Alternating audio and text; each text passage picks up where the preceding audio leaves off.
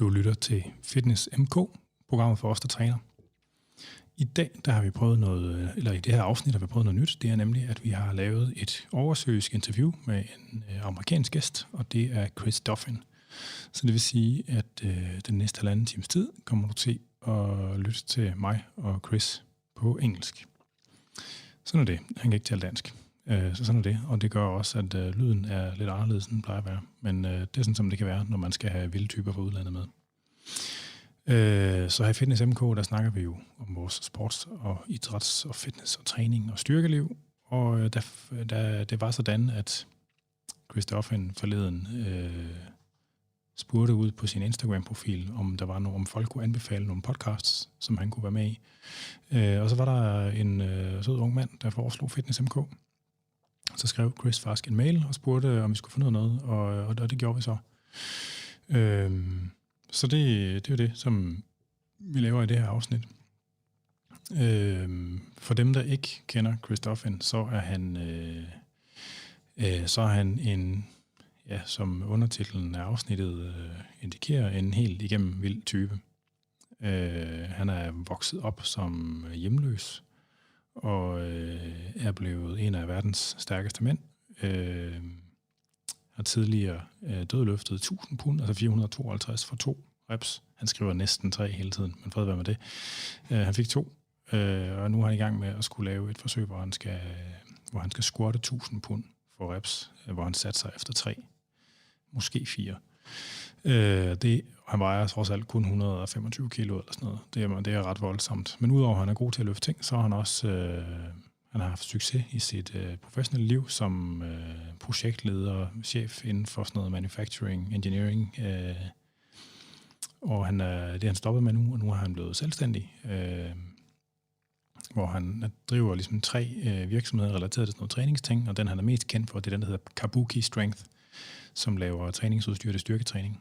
Derudover så har han noget, der hedder Barefoot Athletics, som er en biks, der laver ting til fødderne og minimalsko til løb. Og så har han en kosttilskudsbæksted Build Fast formula, som alle sammen laver nogle spændende, sådan lidt specielle produkter. Og han prøver også på at gøre det med videnskaben i rygsækken. Han er virkelig en helt legit, en vild type. Han er aktiv på Facebook, Instagram, YouTube, og man kan bare søge på Chris Duffin. Det er et navn, der er specielt nok til, at man sagtens kan finde ham. På Instagram, der er hans egen profil, det er Mad Scientist Duffin med underscores mellem Mad og Scientist. Han anbefaler også i løbet af afsnittet også, at man følger det der Kabuki Strength Lab, som er ude i et uden mellemrum.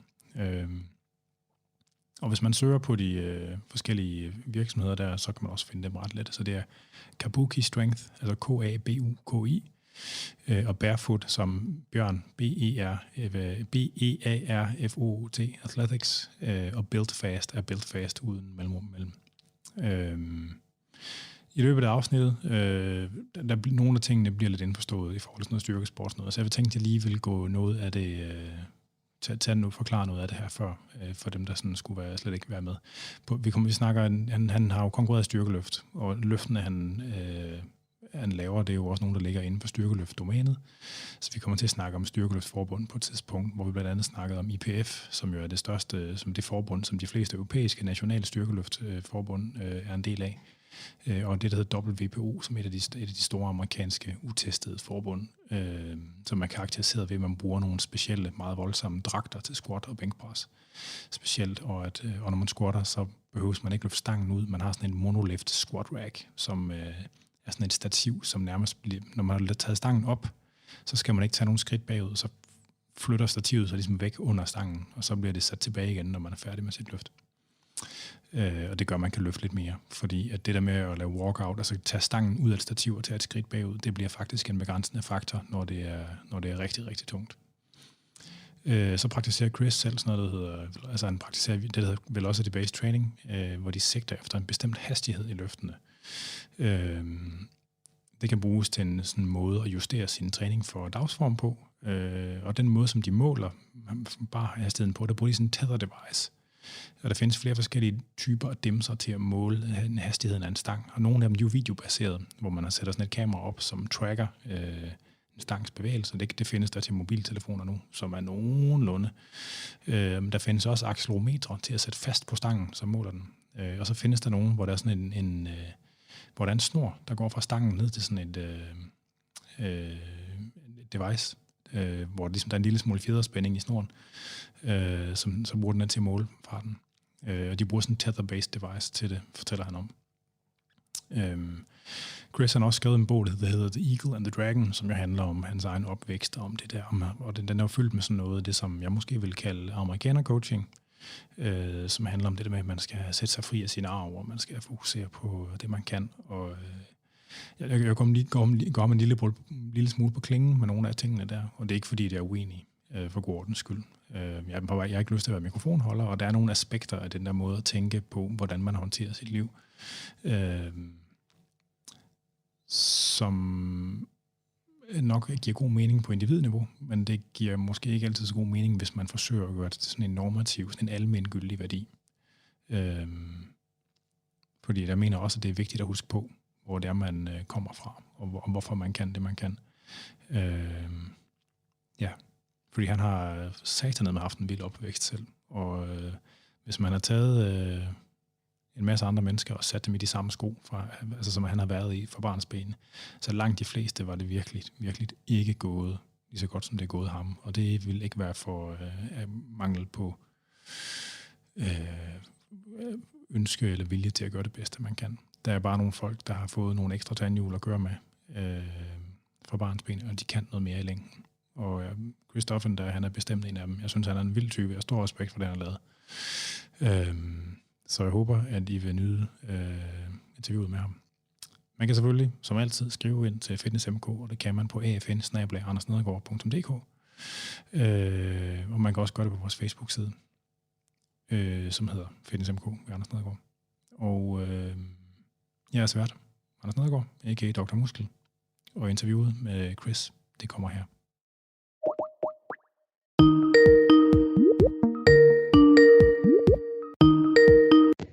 Hello. Good morning. Yes. Good morning. How you doing? Or evening? The time difference is also I think it's always so weird. Yeah. What time is it? Where you're at? It's 20 minutes to 7 o'clock in the evening. Okay, not too bad then. Oh, I'm getting hungry in a moment. Yeah. Right. So thank you for taking your time to talk with us. I saw when you announced, I think it was on Instagram, if people could suggest a podcast to be on, and someone suggested this one. So I appreciate you reaching out a lot. Yeah, no problem. I love getting out there and talking to folks. And I mostly knew you from Instagram before, and I didn't know the whole entrepreneur thing and the book thing, and I checked out the chrisduffin.com and the very long list of podcasts you've appeared on. Yep. So I've got a list of things, and you sent me a I don't know if it's a transcript, but some material and it, mostly about your book, and I hope we can talk about lifting as well, because we can talk about whatever you want to talk about, whatever you think your audience is into. We can go down that path. Excellent. So we'll get to the lifting a little later, but. I read some of the reviews of your book, because you wrote The Eagle and the Dragon, and as I read the descriptions, it's about your own story growing up with a pretty rough childhood and becoming a successful sportsman and entrepreneur, and with some considerations on how that came to be.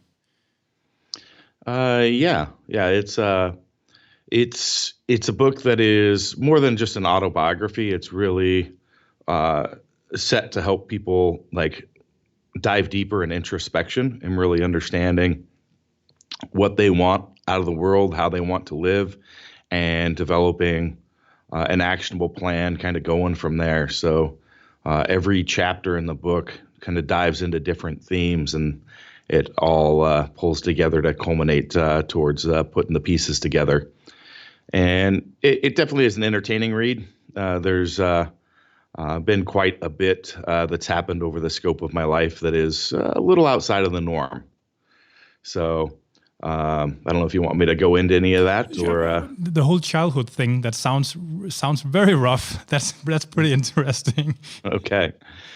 So yeah, I grew up homeless and living in the mountains with my family, and this involved killing animals, foraging for food. You know, if you wanted to bathe, you may have to take gallon jugs of water down to the stream, fill them up, and then set them out on a rock in the sun so that by the end of the day they'd be warm enough to dump over your head. Homeless by choice? We lived in, what's that? Homeless by choice or by circumstance? A little of both. So my mom really didn't want to have a part of society. She was highly intelligent, and she was going to school to become a chemical engineer, and decided that she just wanted to go another route. And there's reasons behind that. There's definitely some bad things that happened in her life with some authority figures and things of that nature that just, she's always been a very strong, independent person that wants to do her own thing. And so she was always trying to figure out a way to create a life kind of outside of the grid, outside of society, and figuring out how to make that happen. And so that's essentially what we were attempting to do. I'll just put up a hand if I have a question, because we have a little bit of delay going on. So okay. So is that kind of a survivalist thing as well, like a political thing as well? It wasn't really much of a survivalist or political thing. She personally herself just didn't want to be part of, the normal world. And so I get that. She was, so we lived in really remote places, sometimes in condemned houses, tents. When winters are tough, we'd get a place in a small town. Usually these are very remote areas. And that's how we got by. And so, yes. In what states? This is Northern California to start with. So the first half of the book is in Northern California. And my mom was, she was trying to make a trade of growing pot for a living. Nice. Weed. And so that was, and so we were on the edge of what's known as Humboldt County, which at the time was a very big, well-known growing spot. And so we were just out in the wilderness doing our thing. And so, yeah, I'd have to learn how to, I was taught how to capture live rattlesnakes and be able to hold them and kill them, because, we lived amongst this. And so at 6 years old, here I am, rattlesnake wrapping around my arm, looking at its mouth, learning how to confront fear at a very early age, where, yeah, if you don't do it right, you're going to die. And so just, yeah, a lot of interesting stories. And when you live in areas like that, you end up finding that the other people that have chosen that same life have usually done so for some reason. So there's definitely some characters and issues that I dealt with in that early life. So we met, murderers. There was obviously a lot of drugs and drug running and abuse. We were taken for a time by the state, which ended up being a whole interesting piece of the book. There's a serial killer involved that stalked my mom for a while. I saved her one time. She left a gun pointed at another. Oh shit! Before, so it was definitely an interesting time.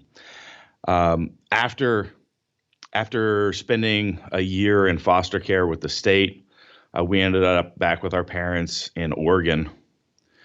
And this is in Eastern Oregon. And my mom decided she wasn't going to be part of the drug trade anymore because she didn't want to have the risk of losing her kids again, but still just didn't want to be part of society. So we ended up out in the mountains Yeah. When is this? Is this in the 90s or? This is in the 80s now. So you're 41, 42? 42. Yep. Yeah. So we ended up in Oregon. Again, same thing. Ended up being out in the wilderness. My mom started getting into mining. My stepfather was trying to log, and kind of the same stuff. Winters were definitely tougher. As snow on the ground, and I'm sleeping in the back of a pickup truck. But that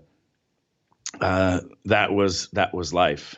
And at when I got done with high school, I had the opportunity to go to college, and I kind of separated myself from the home environment, because anytime I'd call home or go home, I'd have to give my parents money to help support the family. 'Cause that's what I did the whole time when I was, from junior high on. I was working, doing odd jobs or regular jobs, working and help give money to the family to make ends meet. And so when I went off to college, expectations were kind of the same, even though I had college to foot the bill for. Yeah. How about siblings or a dad? Yeah, so I had 3 younger sisters and a younger brother. And my brother had a different father, and my 3 sisters all had a stepfather who was around during my whole upbringing. I knew him as my dad, basically. But I did have a father as well. And we had my father was an interesting character. He was a Buddhist. He'd spent like 3 years over in Tibet, up in the monasteries, and he was a really nice man. Very, very intelligent. He was a member of Mensa, but he had major depression issues and alcoholism problems that they ran in the family. His mother, she killed herself with a shotgun to the mouth, and her brother jumped out of a building, and their grandmother did the same thing. And I'm not sure how far back it goes, but my father attempted suicide about 7 times, I think. I witnessed one of them as a child, where he on a visit to him, he poured gasoline all over himself and was standing there with a lighter until holy shit, got a whole. Yeah, it was. I mean, there was trips I'd go to visit him, and I remember one time I'd catch the buses. I have no idea why my parents let me, but I would take the Greyhound bus, which is a low budget bus. And I would just say, I'm going to go visit my dad. And they're like, did you talk to him? I'm like, yeah, I wrote him a letter. And I'd just go down there, and he'd have no clue, really, because I might have written him a letter like 3 months ago. But as a kid, you're like, we talked. And I showed up close by, called him from the bus stop, and he comes walking. I could see him from a long ways away, kind of staggering gait, and just like piss stain upon piss stain emanating outward from his clothing, covering his entire body, because he hadn't gotten out of bed for weeks. He'd just been laying in bed drinking and not even getting up to go to the bathroom. So it was, again, that was kind of an interesting relationship. But yeah, my 3 sisters is a very important relationship to me. When the state took us, my brother ended up going back with his father, and that ended up being a very bad move. He's in San Quentin prison right now, but I wasn't able to do a lot for him since he was separated and off in another environment that was outside of my reach. Yeah. But when I was in college, things got worse at home, a lot worse. So I ended up taking custody of my 3 younger sisters one at a time, and I ended up raising them while I was going to school, getting my college degrees, and working full time, developing my career. And so it was probably a lot to ask of a young adult, but for me at the time, like, it was just what needed to be done. And there was nothing heroic about it. There was just, what else do you do? My sisters were living on the streets, and I didn't really have a another option but to step in and take control and as basically a parenting figure. So stop me if this becomes too personal in any way, but when kids or young adults are forced to be functional adults too early, then it's often hard to be able to receive affection and care later in life. And how is this affecting you now? I wouldn't say any negative. I'm a very passionate and loving person. So there's my wife says I'm the person with all the feels. So Nice. If there's a made-for-TV movie on, I'll be crying. It doesn't matter. Nice. So for me, with my kids, though, I have three children, ranging in ages from 11 to 2 years old, and it really is powerful. Like reflecting back on, where they're at in their life and where I was at in my life at that period of time.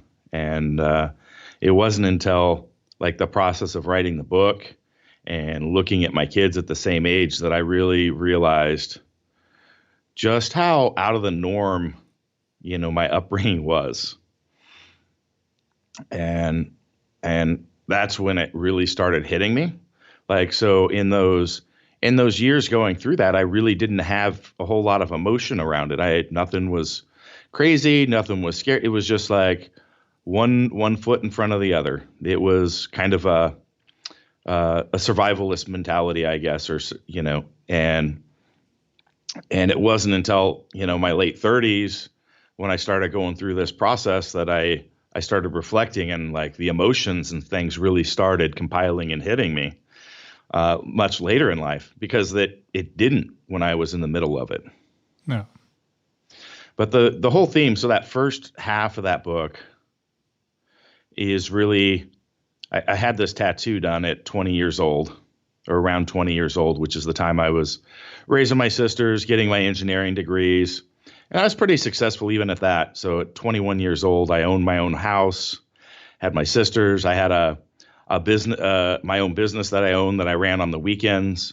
And then I was working full time as a manager for a window manufacturing company.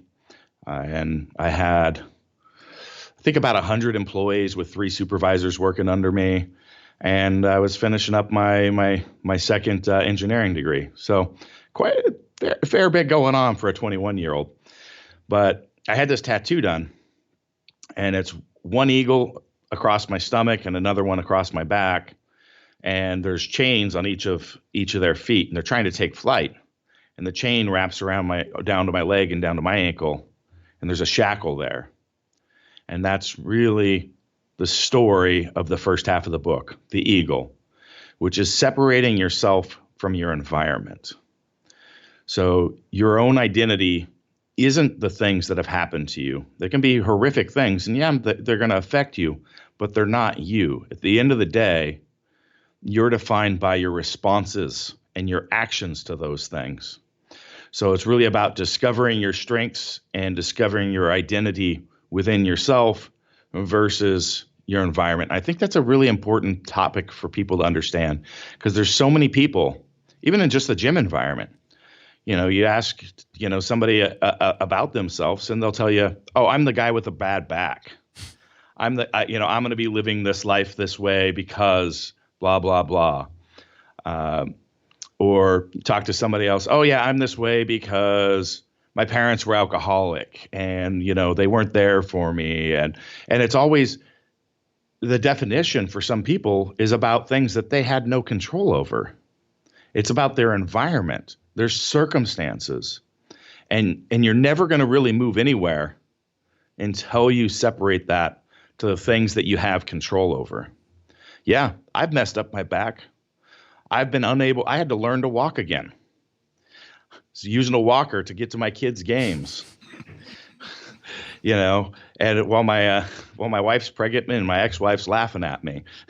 Ex-wives, don't we know them? But I've been there, and I had control of the situation. I knew what I had control of, and I fixed myself. And 4 months later, I squatted 800 pounds every single day for a month. Yeah. So it's so often that's what people will use in their belief system. They'll create this identity of themselves about things that they don't have control of. And you have to take that power back and understand that you own yourself. And then from there, so it kind of moves into the second half of the book, which is the dragon. So the dragon is this, for me, it's a tattoo I had done around just before I was 40 years old. As I'm walking through this kind of reflection process once again. And it's an Ouroboros, which is a dragon or a snake eating its own tail. And so I've got this giant dragon head on my chest. It wraps around my shoulders, my arms, all the way around. And then the tail is, being eaten by itself. And so it has a lot of different meanings, the continual renewal of life, infinity, bunch of different things. I use it as the purposeful reinvention of oneself. So that is specifically deciding in this world, who do you want to be, and then taking the steps to become that person. So it's more of a purposeful versus the first part is like discovery of strengths and identity. And now it's, hey, let's decide actually what and how in a very purposeful with intent. So I ended up after college, I ended up having a really successful career.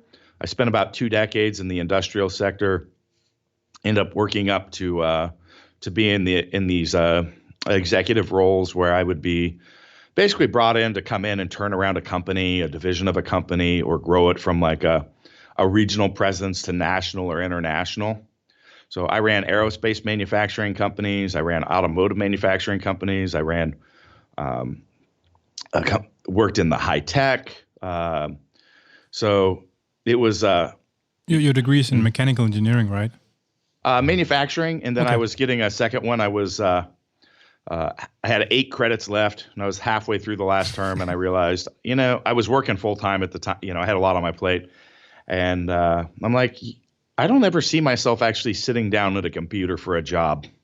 Like that's just not me. So I ended up with literally like 11 weeks left or something, not finishing my second engineering degree. I did go on to get my master's in business administration. And so I used that engineering and MBA to kind of launch down the leadership path, which is kind of interesting because growing up, I didn't spell it out when I was talking about it, but I was very much like an introvert. Like I didn't have friends. I didn't talk to people. Like, well, obviously it's a little hard when your clothes are dirty, you smell kind of funny, anything that you're wearing, your toes are sticking out the side of your shoes. I was the kid everybody laughed at. So, except when I got to high school and I was very athletic, and that kind of changed things a little bit.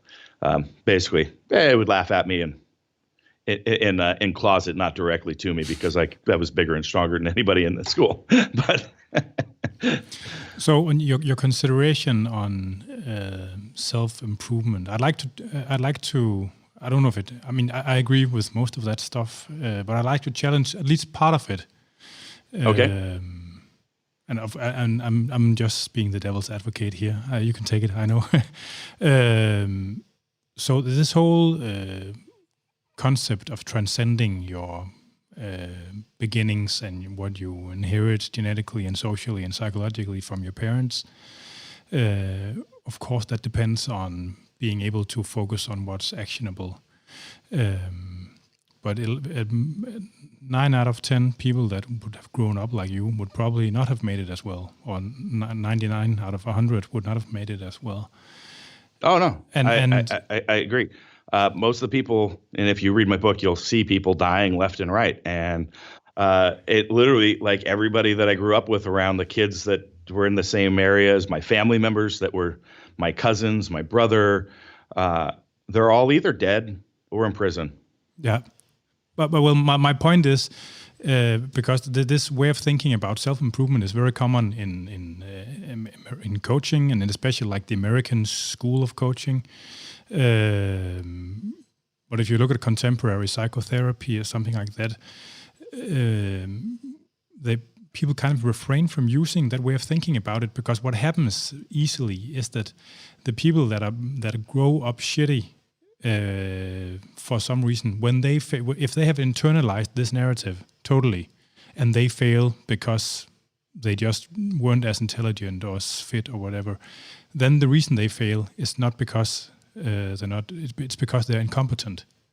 So if you internalize this narrative and fail, then it can easily like be bad to your narrative about yourself.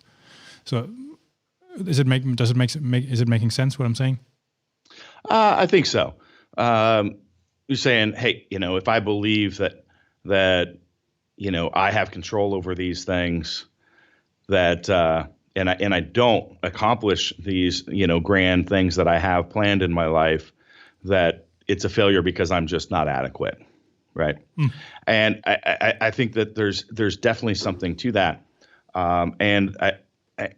but we have to separate this from.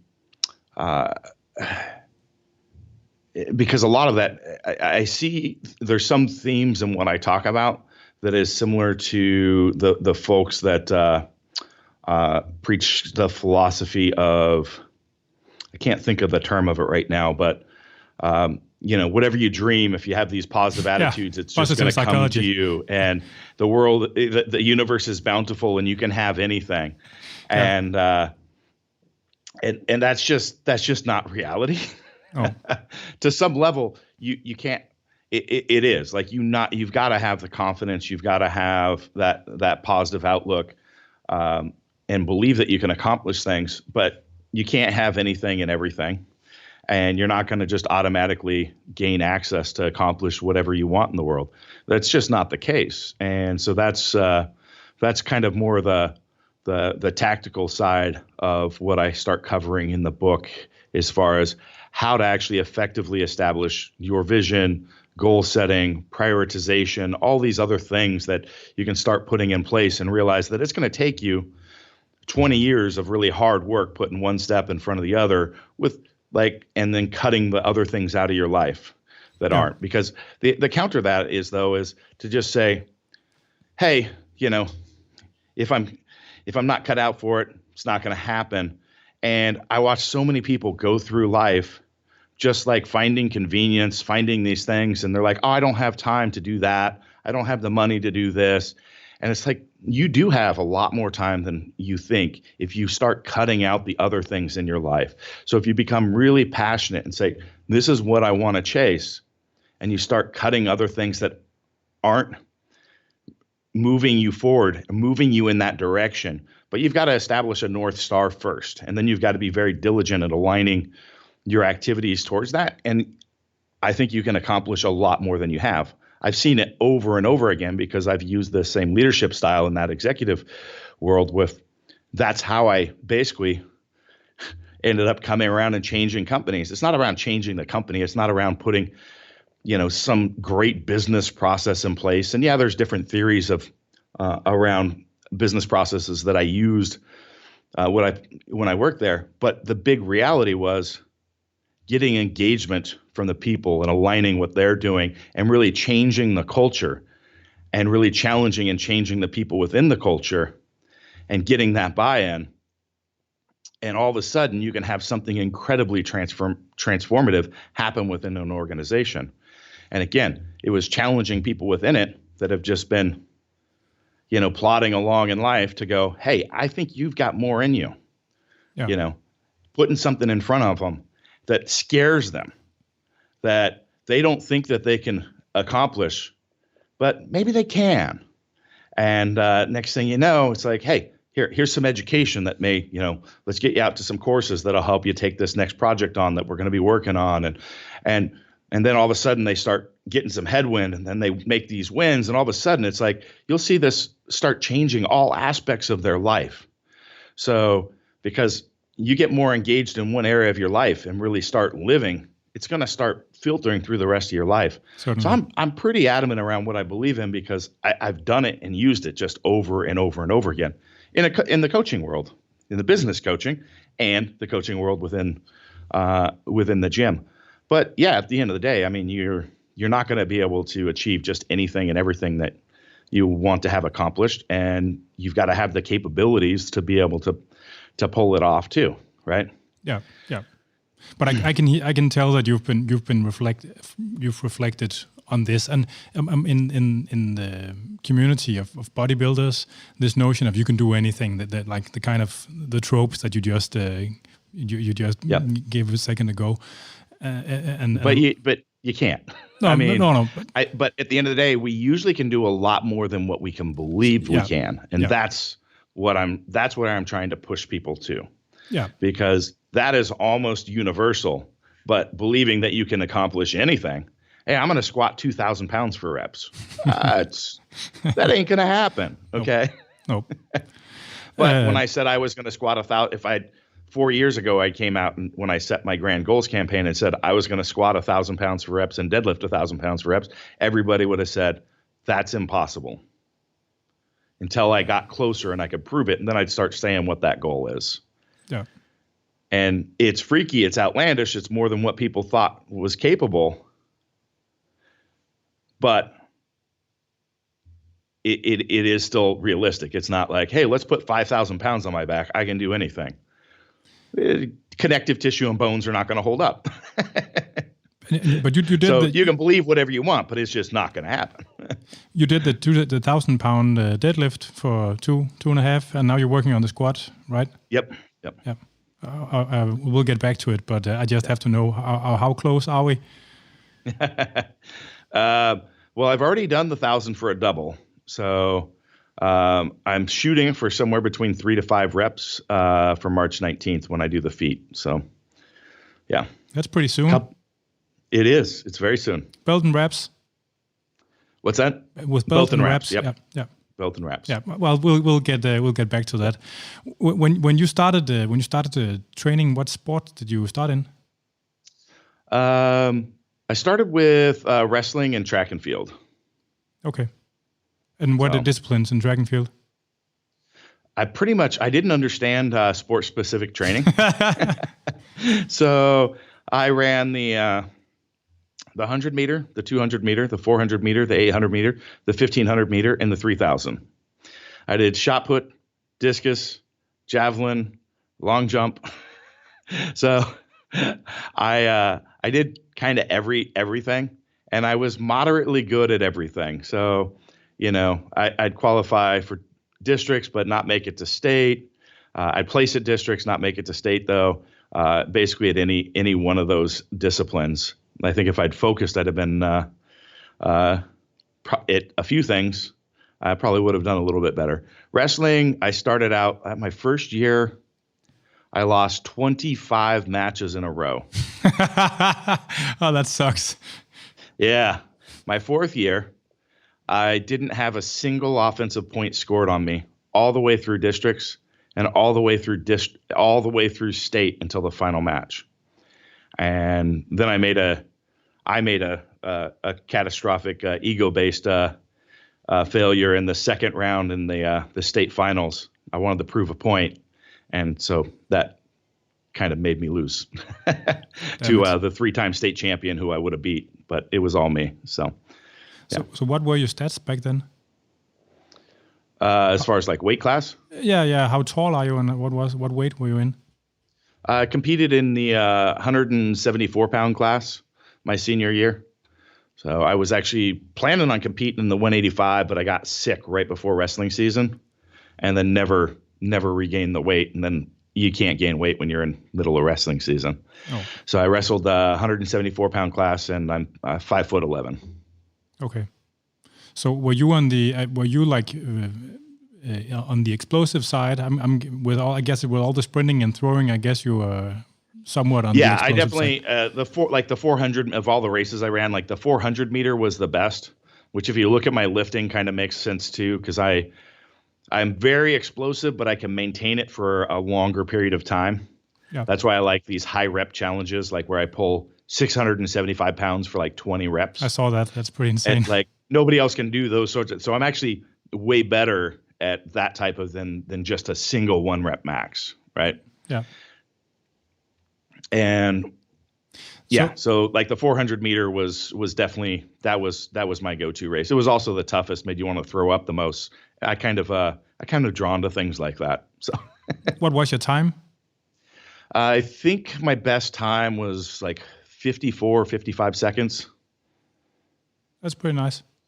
Yeah, it's good, but it's not enough to like go to state and, like I said, I was right there. If I'd just not been running the 3,000 the next week or the 50, and I trained cross country before wrestling. I was the worst cross country. Long distance I suck at.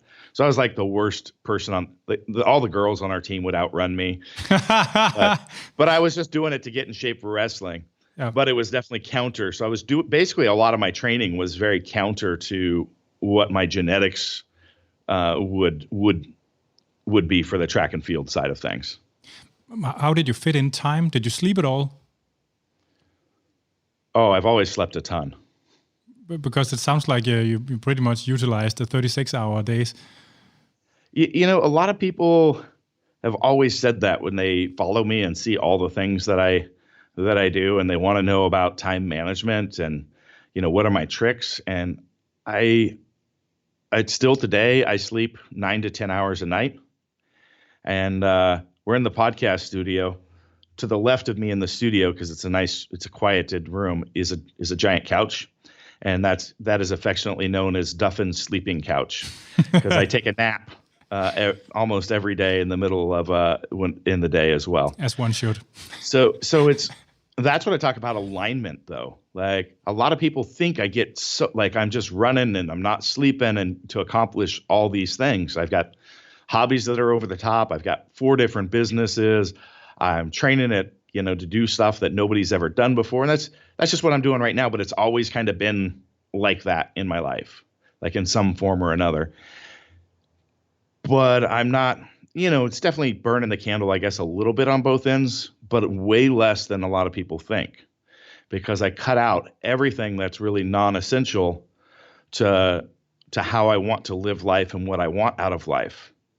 And if you do that, I call it the reverse prioritization method. This system was developed. It's an industrial system called 5S, developed in Japan. And what they do is they take a workplace, because and it's got all these tools and widgets and fixtures and your machines and it's just all organized, and people are having trouble finding. They're looking and trying to find their tools, and so the process is to remove everything from a work center. And then really quickly, you'll find out, what do I have to have? Okay, let's bring in what I have to have in my life, make a spot for it, clearly identify what it is, where, and when it's sitting idle. Boom, here it is. Okay, here's the next thing, bring it back. Really quickly, you'll find out the things that you have to have in life.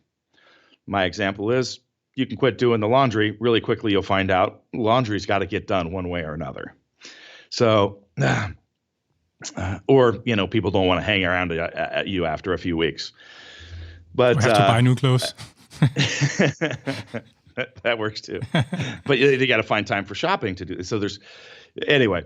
But if you really do an honest assessment of your life, you will find so many time wasters. Things, and by time waster, I mean, it may be enjoyable and maybe there's value to it. Just like, I still sit down on Friday and Saturday night, turn on Netflix and hang out with my wife, and we may watch a comedy show or something like that. That's important to me. That's part of our relationship time. I'm not doing it because I'm trying to fill time. And that's where, the person that goes home and just clicks on the TV for 3 hours every night, like that's a massive amount of freaking time. And that's one example, right? Yeah. And the other thing is people don't realize they feel like they're super busy a lot of times. Maybe they've got all this stuff, but people like to feel really busy. And this is what I found in the work environment too. I'd always be coming over and taking over for someone that wasn't successful. There's a reason they brought me in. And it was never for lack of effort. Usually a person I was taking over for was working 7 days a week, like 12-hour days, because they were failing. They were trying to do everything. And I would do virtually zero. Why? I'd find out what I'd have to do. Because they'd tell you got to do this report. You got to fill this out. You got to do this. You got to file this by this time. You got to. And what I found is people try to create the sense of accomplishment through tasks. So if I've got a checklist and I'm marking them off, I'm feeling really good because I'm getting so much done. Is the checklist the right things? Yeah. It's probably the right things. Sure, it's accomplishing things, but is it the right things that are going to move you forward towards that North Star in your life, that place that you want to go, the North Star for the business that you're running, that whatever it is it moving you that direction? Yeah. Yeah. And that's what I really challenge people on, is using that kind of approach. I'm not sure how we got. Oh yeah, it was sleep. Yeah, I still sleep a lot, but it's that everything that I do is like has a laser-like focus to how it adds value in my life. So this big deadlift or big squat I've got coming up. Been planning on this for 4 years. I've been training for 4 years, been focused solely on training it for the last year. And I am doing it on a specific date that accomplishes many goals. I'm going to be at the largest equipment show in the world with our company, with new product releases that need to gain visibility within the commercial gym world, which is what this show is marketed to. We've got a massive amount of money invested into it. We want to get a huge draw to our booth. I'm going to do what I've been planning on, and that was the plan all along, is to do that together at this. Now I'm accomplishing a whole lot of things. One, I have a huge audience because there's going to be a bunch of people there. That helps add validity to the lift. We're going to get a massive draw of all these buyers from different corporations that don't have an awareness of who we are, maybe necessarily, to our booth. And I'm going to accomplish my big goal, which is, big kind of finalization of my high level strength athlete career. And I'm going to be doing all this stuff at once, making sure it's all aligned and moving in that direction. Where are you going to do it? What is the It's in San Diego at the IRHSA show, the IRSA show. Oh, yeah. Yep. So largest equipment show in the world. And it's our first year there. Are you sure? All that stuff. Are you sure it's big as the Chinese ones? They've got someone that's absolutely. Oh, I'll bet the Chinese ones have big ones. This one is billed as the largest in the world. So yeah, the one I know everybody goes to. All the companies around the world show up there, and the big corporations that we would be selling to are all going to be there. Have any of your companies ever been to FIBO in Germany? Not yet. I've been planning on it, but thinking about it, but the timing just hasn't been right. It's pretty nice. I'm trying to get to a point where, because of all the things I do, like travel has always been really difficult for me, and so that's why at some point I've got to wrap up this heavy lifting in my life so I can start pick up these other things on the business and other things that I've wanted to chase or been working on slowly through the years that I want to accelerate, get more involved with some of the business stuff that my wife wants to start getting moving on. So I've got a whole plan of I'm excited for this shift in my training to health and longevity versus massive feats of things that people haven't done before, competitive lifting, all that kind of stuff, of moving away from that. Can we go back a little to when you started to do mainly resistance training and getting into powerlifting? Yeah. How did that happen? I started training 1988. And I was, like I said, a very quiet, nerdy kid. And I was definitely very physical, though. We were, at the time, during the summers, we'd be up in the mountains mining, and we were in these areas that were just, you'd be like hands and knees to climb up the side of the hill. What does mining specifically entail? Digging holes in the ground with a pick and shovel. Nice. And actually, a lot of these they're called what's vein agate. So it's like just giant like granite type rock with a wedge or a vein of this material in it, and you're basically trying to pull that out of there. So you're trying to do something that should be done with a jackhammer with some hand tools. So very long, hard, tedious labor. So what metals was it? Rocks, semi-precious stones. Okay. Yep. And so these were down in these ravines at the very bottom, of course.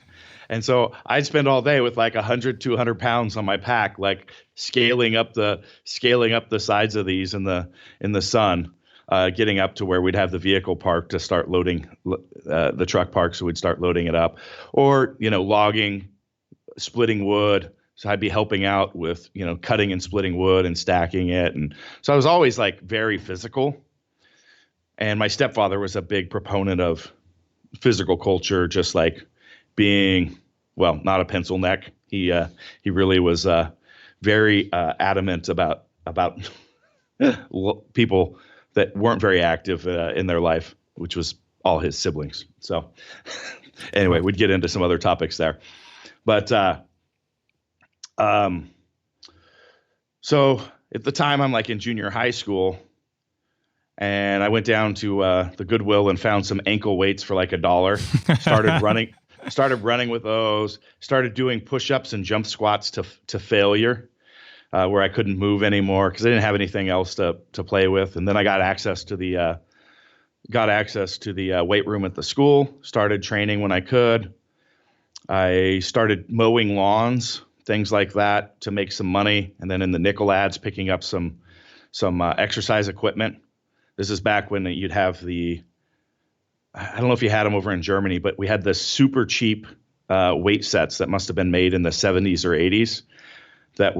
They were concrete weights with a plastic coating on the outside. Nice. With these hollow tube bars, and you'd tighten the collars and it'd like crush the bar in where you'd tighten it. But I'd have like a bench press and stuff like that set up on the back porch, and started training there. And so it's kind of always been a part of my life, and it had a huge impact. Like I said, at the time I was a very self-conscious individual, and I was like, I need to balance out like my intellect with becoming a stronger, more physical person. For all the reasons a teenager would, like to look better, to try to attract girls, to impress the guys around you, just those completely, teenage type things. Right. Yeah. And that's what got me into it. But then I was hooked when I got into it. Like, it was just something I'm like, this is what I'm doing. And so I did take a couple year break in college, just because I hurt myself really badly in wrestling. I had pains while breathing and stuff like that. And so I trained like the first year of college, and then like the second and third year, I took a break. It might have only been like a year and a half, but I did take a little bit of a break somewhere in there, and then got back into it. And around the year 2000, I was training in this gym. I was working on my MBA. I was managing this a department, manufacturing department for a high-tech company making circuit boards. And I was in the gym, and there's these two guys. They were prepping for a bodybuilding show. And they were big. They looked great. But we trained at the same time, and I'd run circles around them in the gym. I worked harder. I lifted way more on a regular basis. I'm like, geez, I'm definitely never going to be a bodybuilder. Like, apparently I just don't have the type of genetics just to blow up like that. So I'm like, let me look and see if there's a lifting competition, like a bench press competition. That's what I'll do. And I found this competition. Again, this is before before social media. The internet was just, in its really infancy. Gaining use, because before all that I had was like Arnold Schwarzenegger's Encyclopedia Bodybuilding and things like that, right? So all my view of the world was just bodybuilding. And I'm like, oh, there are bench press competitions. It's bench press and deadlift. And this sounds funny now because, again, you got to understand the lack of knowledge that we had in the pre-internet age. I'm like, what's a deadlift? Wow. So I'm like, I got to figure that out, because all my training, everything was on my own, and I just did. So 6 weeks before this meet, I discovered what a deadlift was, and I showed up, and I was just a one-time thing. I'm like, I'm going to do it so I can say that I've done a powerlifting meet. And I bench pressed 440 pounds. I deadlifted 523 pounds. And I said, wow, that was a lot of fun. I think I'm going to be doing that for the rest of my life. And I end up training at, found some training partners that kind of taught me about how to squat properly, how to deadlift, because it was damn horrendous, by the way. It was so embarrassingly bad. When I'm known as like the technician in the sport, it's like if people saw pictures or videos, luckily everything wasn't filmed back then. You just went and did things. Yeah. But so a few years later, I ended up building my own gym, and that ended up turning into Kabuki strength. So what does it do for you? Is it the process of becoming a good lifter, or is it the numbers, or is it the aesthetics of being able to put things in templates and spreadsheets with nice numbers and progressions? And what is the draw for you? Yes. So you got to think about my engineering background.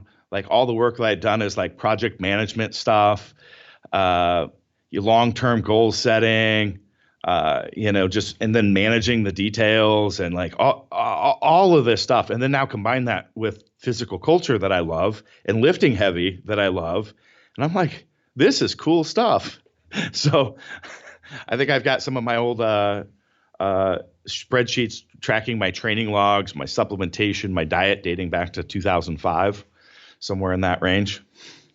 So the control aspect. Everything. Yep. So the control aspect is important as well. Yeah. Oh, definitely. So one of my friend, a guy that I know, he went to the Olympics in shot put. Danish Joachim B. Olsen.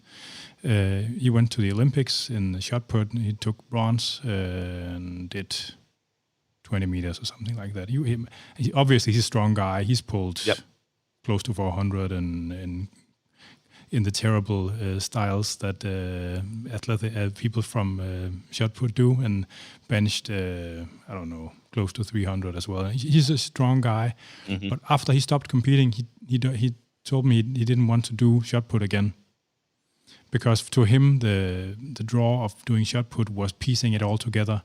And now that he's actually in the Danish government, he's in the parliament now here. A lot of these guys do for some reason. I don't know why, but it was the process of piecing it all together that made it worth his while. And now that he knows that he cannot commit 4 hours a day to doing all the stuff he has to do, it has no draw for him. So it's not the aesthetics of the sport itself, but it's all the stuff around it. It sounds like you got a little bit the same thing going on. Yeah, definitely. So like, that's what I love. Like all the exhibition lifting, feats of strength stuff that I do these days, it allows me to explore things on the rehabilitation, prehabilitation, recovery side of things way more.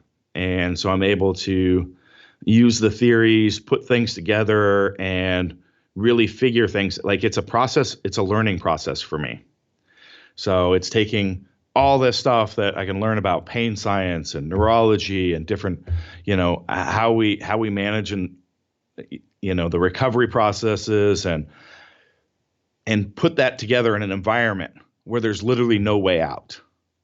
Like, I'm squatting 800 pounds every day, for example. Yeah. I can't have default patterns. I can't have compensations coming into play. I have to deal with them immediately. Otherwise, it's going to be a complete train wreck. If I start going downhill, I've got 800 pounds the day after that, and then a day after that, and the day after that. And it puts you in this place that you have to learn, but your body and your mind are set to where minor changes that would normally take you like 6 or 9 months to really evaluate whether it makes change, you know nearly instantaneously, this is working, this isn't. It forces you to be inventive and figure out and go, what if I put this and this and this together in this, this sequence and test that? And because you have to. It makes you reach in a manner that never would. And so a huge part of like this is the learning process for me. It allows me to learn in a way that nobody else would. I've got these incredible mentors that are, the best in the world in some of these, research or rehab disciplines. And I can take what I learned from them into an environment that forces me to learn and adapt in a manner that no one else really has to. And to really feel like I'm an intellectual, but I've got to be immersed in it with my body as well. Yeah. And that's where real learning comes, because you can sit there and run the numbers and look at the research or do the research yourself all day long. And if that's your only focus, you still don't really know until you can feel it. And you can only do that by being in the game.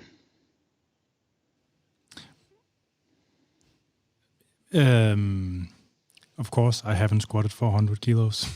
But a guy like Boris Shaiko was never a very successful athlete. Mm-hmm. He's coached pretty much the best powerlifters in the world. Doesn't that run contrary to your point? No, it doesn't run contrary. But if he had those experiences, maybe he'd be better. So in some of the areas that I'm playing in particular that I'm talking about, Boris is not better than me. He has worked with a lot of athletes in maximizing their programming, but he hasn't created a programming in such an effect in short durations of time that really the whole purpose is to challenge the whole paradigm of what we understand, of what we're capable of. And that's where I play. Yeah. This is a notion that is much stronger inside of strength sports and bodybuilding than it is in any other sport. You have to be able to do it yourself in order for you to be able to effectively or optimally coach others. I completely disagree. Okay. So we're talking coaching skills. Being a great athlete does not mean that you're going to be a great coach. No. Being a great coach does not mean you're going to be a great. These are different skill sets. This is how we communicate with people, how we see what's going on. Like I said, they are not mutually inclusive, but they're not mutually exclusive either. Oh, no. So because I am a great athlete doesn't mean I can't be a great coach. I wasn't implying that. I wasn't implying that. But I just think you're misinterpreting kind of what I'm saying. That okay. I wasn't talking about coaching at all. I'm talking about learning. Okay. And you have to take that, literature, but then you've also got to have experience doing. Certainly. Boris has a lot of experience doing as a coach, because again, what do I say? How do I approach an athlete? How do I win and where? All this sort of stuff to get a desired response. That is coaching. Yeah. Yeah. Yeah. But learning how the body responds and rehabilitation methods and recovery and how to maximize all this sort of stuff that's not coaching. No. I think I was putting something else into it than you intended. So I agree 100. Like, you don't. My coach. So I have a coach. He's our director of education here. Does have a pretty good deadlift. He's deadlifted 700 pounds, squats around 600, and benches in the 3s. He's been managing all my programming for 5 years. Yeah. Those weren't kilo numbers. Those are all pound numbers. So, so he's moderately strong, yeah. But nowhere near my level, and probably less than most of the, elite athletes that he works with. Yeah. He's an incredible coach. Yeah. Yeah. I think I was just, it's a discussion I've had with a lot of the bodybuilders, especially. And they're somewhat more rigid in their points than you just presented. So okay. I probably read or heard something into it that you did, so that you didn't intend. So we've gone way off the talking points. So you have some pretty good numbers, and for your first powerlifting meet, that's those are also those were pounds. So it was like a 200-ish pound or 200 kilo bench press, and what's that come out to? 225 or something deadlift. So I'm basically almost doubled my deadlift over the years. My benches remained around the same. Went up to about 240, 250 kilo is probably around my best on the bench press. And then squat. Yeah, like I did 400 and what did I do last night? I just had Can I talk to you while you're looking for it? I did 455 kilo last night. Belt and reps? What's that? Belt and reps again? No, it was actually just a single. I was having some problems with passing out. So I came out of the hole super fast. I'm not sure. I was getting some fainting, dizziness stuff going on last night. So I came out of the hole like super strong. Felt light on my back when I unracked it. Actually, I watched the video. I had this big smile as soon as I unracked because I'm like, oh, this is light today, baby. This is going to be good. Went down, blew out of the hole, and then started passing out halfway up. But I was still, while semi-conscious, able to get to a standing position. You can see my legs start wobbling as I'm about ready to fall down. But I finished it with like almost being unconscious. And that was actually, I gave you that was 400. It was 460 kilos last night. Nice. But those numbers, it's always with belt and reps, right?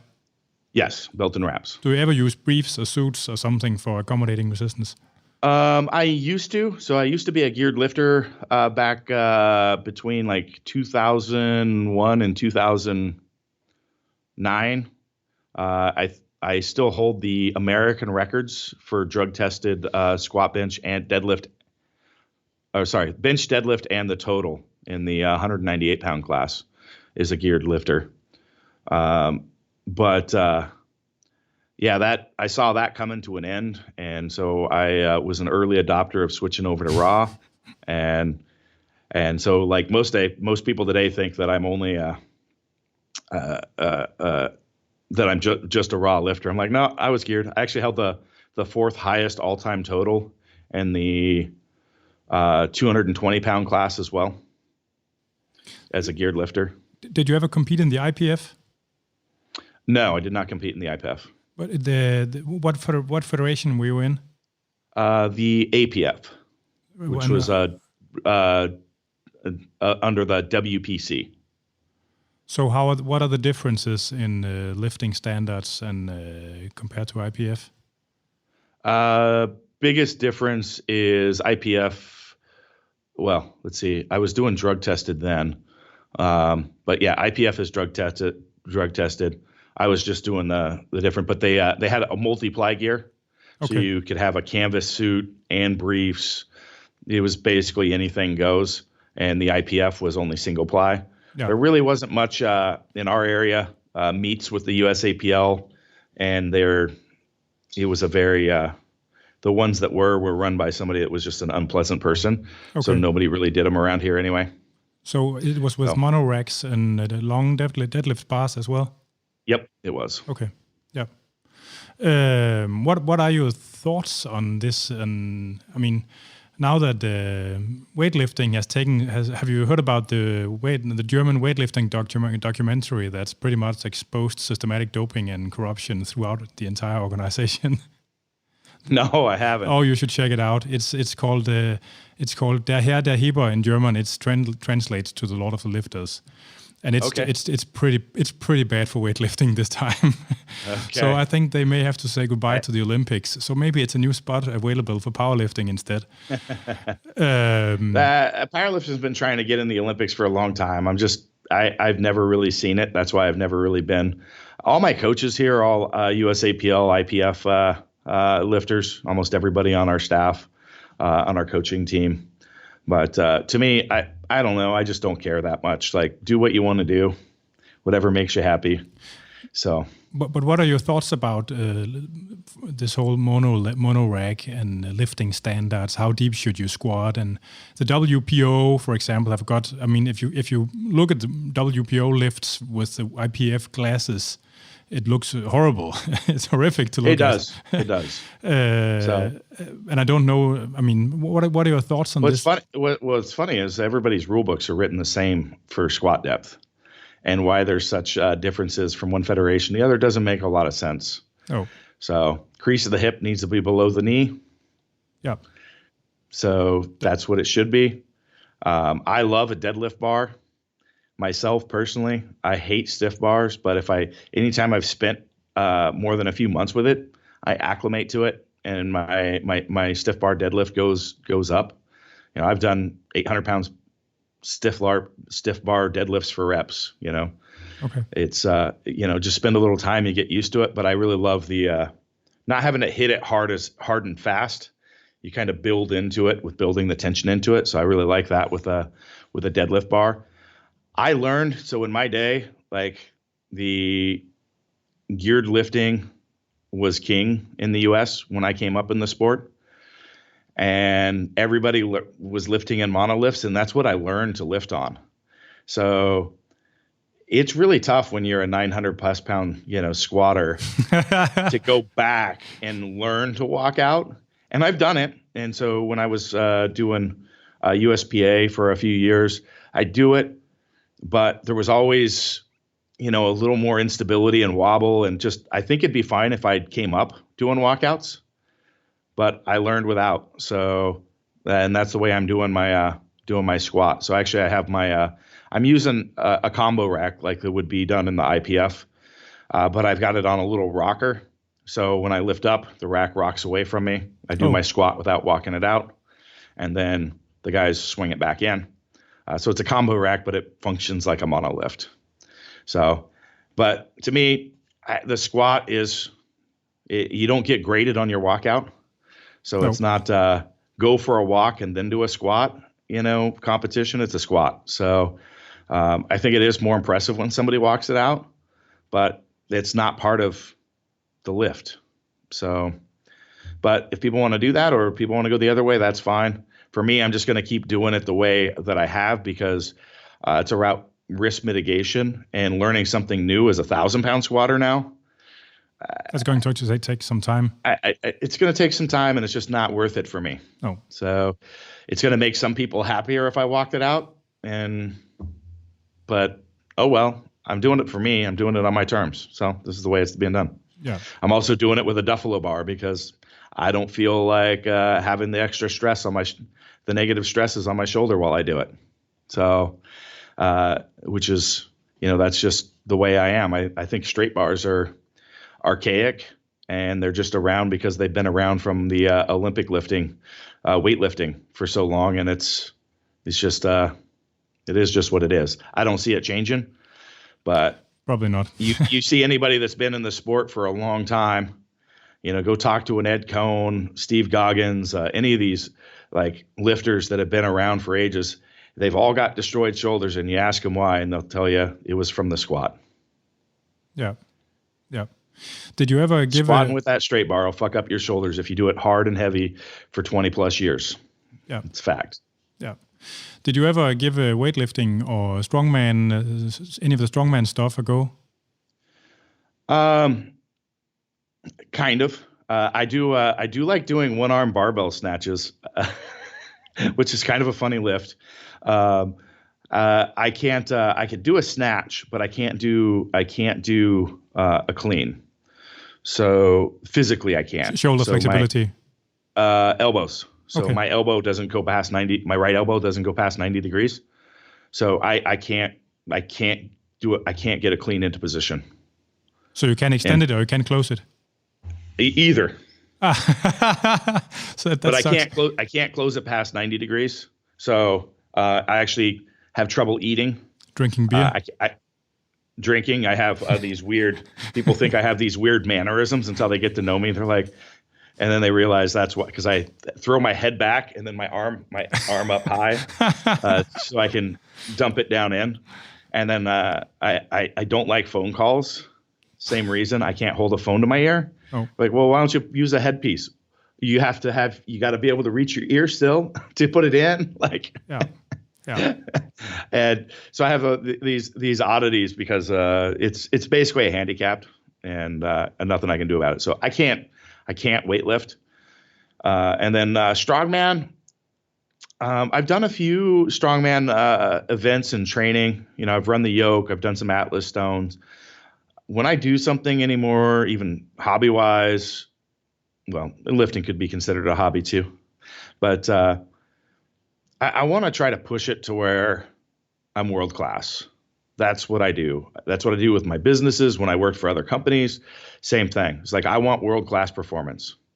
Like when I was running aerospace, I took over this company that was failing. They were going to lose their contract with Boeing. And they were a direct supplier straight to the line. If they quit running for a week, Boeing airplanes would shut down. That's how critical they were. And they were going to lose their contract because their delivery and quality were not up to standard. Okay. And when I left, when it was failing financially as well, I turned around the financial performance, and it was the number one supplier in the world to Boeing in regards to quality and delivery. Yeah. That's what I like to do. So that gets back to strongman. I'm 5'11". Yeah, sure. I mean, but nobody. So I just don't have the build to be one of the best strongmen in the world. I don't have the genetics. No. That kind of gets back to one of our earliest discussions, right? You can't do just because you want to do something and you believe you can do it. No, but you got to be 6'2" or better, because a lot of these events are height related. Yeah, I mean, some of those exercises can actually, I think some of those, you could argue that some of them have a utility in building an all-round physique that may protect against injuries or something like that to other lifts. I agree. That's why I've done some of that movement here. We program that in. We've got a full implement of it, of strongman tools here. Effective training, but I'm not going to go become a competitive strongman. No, that wasn't what it was just. Yeah. No. Okay. Yeah. So yes, I've messed around with weightlifting then and strongman by that terms. But yeah, never considered doing either of those competitively. But my one arm, that's a one goal I never met. I wanted to do a single arm barbell snatch with 225 pounds. Yeah. And I got up to like 215, and that was my best. And I never get my goal. 225. So in American, our standard is a 45-pound plate or 20-kilo plate. So I wanted to have 2 plates on the bar and throw it overhead with one arm. Yeah, but there are people around that can do that. I think there's a video. I've seen one person. The record is 253 pounds, and it stood for a long time. And somebody tried to break it recently. Their last attempt, I think, was 220, and then they jumped to 253 and missed it. So if you've got somebody that have done it, I'd love to see the videos, because it was I know it was going to put me up there as like one of the best to have done a single arm barbell when I did it. But I think Koklyaev, he did a couple of reps with 100 kilos. Yep. Koklyaev, I knew he was one. Yeah. But I think he's the only one recently that's done anything up there, anywhere in that range. I think one of the other heavyweight weightlifters have done it as well, but I can't for the love of God remember which one. I think Lasha probably could do it. I think could do it as well. But but I think one of the other heavyweights have done it within the last couple of years with 100 kilos or something like that. I think it was Misha or something. I'm not sure. Yeah, but I know that Koklyaev did it and someone else, but I can't remember who the other one was. I know who it is. I just can't think of the name right now. They do Olympic lifting, and they've spent some time doing powerlifting as well. And they're a heavyweight. Yeah. And I think that's the one that made the attempt at the 253 when they did it in the last couple of years. Well, it used to be an actual discipline in the. I know, yeah. So you had to do the one arm snatch with one arm and do a one arm clean and jerk with the other one, and then the snatch and the clean and jerk and then the press at the end. I think that's the way weightlifting worked from something like late 20s until late 40s. And then it cut it down to snatch, clean and jerk and press. You get no hip hop with a single arm. Nope. Because you'll throw if you're doing a barbell, people don't, like when I show my videos, they're like, you're not popping it with the hips. I'm like, you can't, like, it's going to make the barbell spin. Like, it's not actually the same movement. But I think it looks similar, but it's a little bit different. Yeah. But yes, you're probably hitting a position that's much closer to the clean. But a lot of people misunderstand the purpose of popping the hip when throwing the bar out, because if you throw the bar out too far, it's going to shit anyway. But it's an interesting. Are you going back to it later on, or while working on the squat thing, or is it done? I don't know. We'll see. I like just playing around with it in the gym every now and again. So just one of those things for the soul, you know. Yeah, a little bit of circus stuff. When I do stuff like that, these oddball things that I just like doing and playing with, people are always like, they start asking questions like it's some scientific training, like secret, like what is that developing and what part of this, and like why are you doing this period of your training? And I'm like, because it's fun. Yeah. What? I do it because it's fun. Like that's all. Not everything has to be like super. Like, take your time to just enjoy things as well. I think that's important.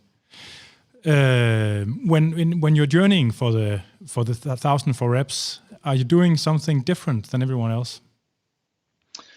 Yes. So not necessarily from a program organization standpoint. So, but anyone else that's moving these heavy type of weights. Usually they're working up and they're hitting a heavy double or single, like over 900 pounds, maybe twice a month. People that are hitting higher volumes, maybe they're doing it 3 or 4 times a month, and they're getting a couple reps in that range. But these people are also 400 plus pounds. They've got a lot more mass on them, a lot more protection, all these sorts of things. And what I have to do at my weight is train a lot more. So the more work that I can do in a shorter period of time, more specific to the goal that I want, the stronger I'll get. Okay.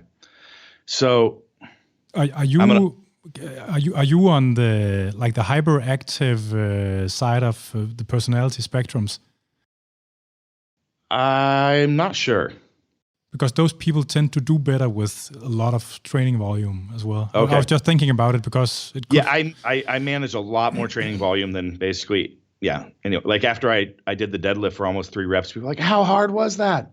I'm like, it was really easy. They're like, what? I'm like, did you look at my training leading into it? I was doing 12 to 15 reps twice a week. One session was deficits. So I was doing 12 to 15 reps total with 850 to 900 pounds once a week. Working reps. Yes. And then the second session I was doing off the floor, 12 to 15 reps with 900 to 950 pounds every single week. But to get to those phases, let's talk about program organization. So we started this plan last March. So last March, we're looking at developing the qualities that we need to be successful, right? So a lot of upper back and lower back strength to be able to maintain position. So doing a lot of rowing movements, a lot of good mornings, things of that nature. Squatting was less specific at the time. So I was doing front squats. So I'm still doing some axial loading, but very far from a back squat yet. And then slowly started shifting to doing transformer bar squats, which is most people would know it as a safety squat bar, but we've got variation in position, so I can play with a lot of different settings. We'll talk about it later. It's a very nice invention. I'm a big fan of that one. It's the only bar in the world like that. We can actually manage spinal mechanics. Like, it's pretty cool. Now, so I'd play with a couple different settings as we went through the training block, and then started dropping a little bit more. Like I was still doing like upper body pressing and arms and things like that in this, like a whole body. But now as we start getting closer and further into the training, I start dropping that stuff out. Because recovery, now the weights are ramping up. I need to have my recovery resources dedicated to the areas that I want. As we get closer yet again, the back work starts, dropping off, some of the other stuff. And we start getting more specific again. And then finally move it to the Duffalo bar, which I'm going to do the lift on. And then, even in the last training block, so I was doing Duffalo bar squats once a week, belt squats another. Still trying to develop some extra hypertrophy. Is it usually a frequency of 2 times per week? So yeah, that was twice. So that was one session was squatting, one session was belt squatting. Yeah. And that way I was hitting it twice a week. I tried to ramp the intensity closer, but just with my age and changes, I wasn't recovering with squatting more than once a week. And then I was still at this point. Now I'd switched to doing upper body as basically some push-ups and curls, and still doing some rowing work, but had dropped out mixed axial vectors. So bent over rows was out and doing more machine stuff because again, I'm ramping up the axial loading intensity with the squatting now. Yeah. And now we're in the final phases, which basically involves I'm not doing anything other than squatting.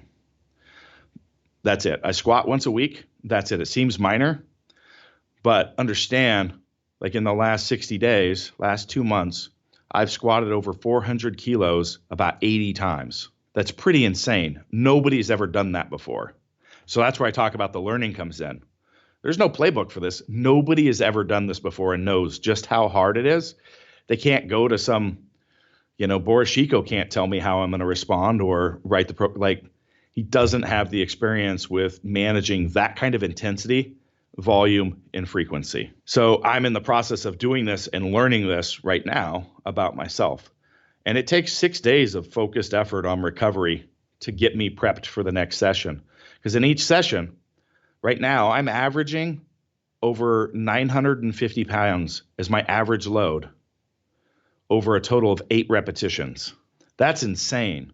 And people are like, well, don't you need to train these other areas? No, I already did the development. And now what most people don't understand, if you're a 200 kilo squatter, it's not the same thing as being 450 plus kilo squatter for the impact it has to be able to hold and stabilize in those positions. My lats are fried. My traps are fried. My biceps are fried. My triceps are fried. My obliques are fried. My abs are fried. And obviously all the lower extremities are fried from every session. Just being able to maintain position destroys my whole upper torso. So getting regular dumps? What's that? So getting regular dumps? Yes. Okay. Yes, very much. Some of the sessions are I walk away and I'm I haven't actually moved the lat other than it's just engaged statically in the movement to help stabilize the spine. And I'll walk away from the session and I'm this is my lats haven't been this sore in years from any training I've done. Nice. It's pretty crazy. And that doesn't happen even if you're training at the same percentage at a lower weight, because it's still, you're now stabilizing against this, stabilizing and buffering to hold positions, with 450 plus kilo, an average load of 425 kilos in a session for a total of 8 repetitions. That's nuts. How many nobody's done that before. How many warm-up sets do you do, and how are they distributed? I do a little bit of movement prep, depending on what my needs are. So that way it keeps kind of the loading. I try to keep my loading and my warm-ups down. So it's a little bit opposite. It's not necessarily what I would recommend, but I've been training for over 30 years. I've got highly refined movement patterns. And so I'll get things moving and firing with some different, body weight drills or light weights, bands. Then I'll go over and I'll do about 4 or 5 sets with 1 plate on the bar. And I'll do sets of 12 to 20 with some bands on, kind of like a little bit of BFR, but just to get everything to fill out, get the blood moving. And then from there, I'll do 70 kilo jumps all the way up. for doubles or singles. Okay. So it goes really fast. So I do 4 or 5 sets with hardly any weight, 12 to 20 reps. And then immediately it's, let's see, 90, 160. 150 kilos. There's like, I do it in math in my head. That's fine. So 300 pounds, 500 pounds, 700 pounds, 850 pounds working sets. Yeah. 3, 5, 7. Yeah. So four warm-ups. So do you not counting? Do you go for a number of reps at a given weight, distributed however you're feeling on the day, or do you go for specifically for doubles or triples or singles or? So we play with different blocks to push it as how far we can. So the last block I was doing triples, because that's what I anticipate doing in the event or anticipated at the time. And then to start acclimating to higher intensity weight, so getting the weight up higher so that it doesn't surprise me when I unrack it. We did a block with doubles, so it's allowing a higher weight, even though it's less reps than I want. We just finished a block of doubles, and now we're starting the next block. And that involves working up heavy double, then a heavy single, and the single will be at or above the 1,000 pounds. And then dropping back and doing a heavy 3 or 4 rep squat. Yeah. So that I'm still working the conditioning and being able to maintain the stabilization for the length of time that I want. So acclimating the neurology for, being comfortable with the heavy weights, and then working on developing the capacity to handle it for reps. And this is the final block, doing that. We'll be doing that. For how long can you do that before the specificity starts to wear down your body? That happened a month ago. Or that's by feel. We have an idea how long it's going to be, but like the triples went the last set. The last block ended up going for 8 weeks, just because I kept making progress every week. So we're really monitoring the progress on a weekly basis. We have an idea when the deload or transition week's going to come, but if I stall out and quit making progress, it's going to come earlier. If I'm still making progress, let's ride with it. So don't really have a fixed answer. Anybody that does, don't believe them, because guess what? There's a whole lot of other factors that roll into that. All your life stresses, business stresses, everything else, right? You cannot anticipate training perfectly. There's too many variables, nutrition and sleep and stress. Like the body doesn't know the differences between those stressors and the weight on your back. So you can never know when you've accumulated a little too much, other than assessing where you're at and where you should be, and how you're responding. So you should have an idea and a plan, but at this point, at this kind of level that we're playing with, we're also just looking at it every week. Yeah. How are you handling the deload? For how long do you have to deload before you rebound? So it's fairly lengthy for me, a lot longer than what we would be doing for most people that we would work with, because they would still need a loading stimulus a lot closer to the weight. But expecting about a 2-week deload. I may work up to over 900 pounds, like during the deload session, to have some loading. But I'm gonna go with my coach's recommendations on that, because he's we have a lot of back and forth dialogue on what I'm gonna do, but we also have a lot of statistics built into our database here where we manage our training from. And so I haven't seen the dashboards, but he can see a lot of what's responding, what hasn't. So I know that he's got a more specific time frame planned out. But I anticipate that it's going to be about 2 weeks with some loading during that time period. And that would be a lot longer than what we'd normally do. Okay. Do you measure bar speed during the sessions? Do I what? Do you measure bar speed, bar velocity? Oh, yes, absolutely. So bar velocity is still a big driver. And we use that for auto-regulation purposes. So at a given weight, we know, or sorry, at a given, at a given speed, we know how much weight it should be. Yeah. And so we program really more based off of velocity.